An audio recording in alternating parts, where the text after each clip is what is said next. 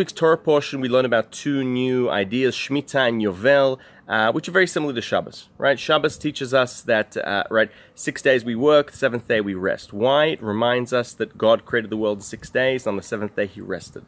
So the purpose of Shabbat is to remind us that there is a creator in the world. So too Shemitah. What is the idea of Shemitah?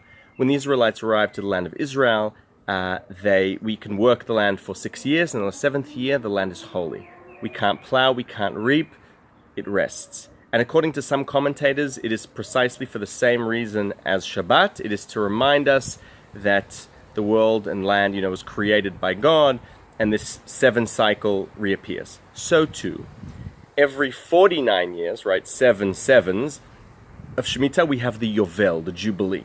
In addition, on the 49th year to the land resting, all transactions, if you bought or sold land, bought apartments, sold apartments, if you were a Jewish slave and you sold yourself because you got in debt or whatnot, everything goes back to its original owner.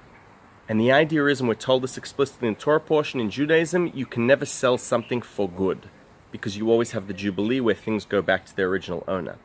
And this too is meant to explain to us that there is no concept of you owning land or the land being yours because it belongs to God, because God created this world. Now, I'd like to look at this in a 21st century perspective, and there's something else we can see here, because when you think about it, what we've just learned is, according to the Bible or the Torah portion of Bahar, this is a very innovative idea, an old new idea regarding nationalism, right? What we are told here is that the Jewish people are the only nation who proudly have a land that is actually only on loan to them, right? Because we're actually told that it's God's. That's the idea of Shemitah and Yovel.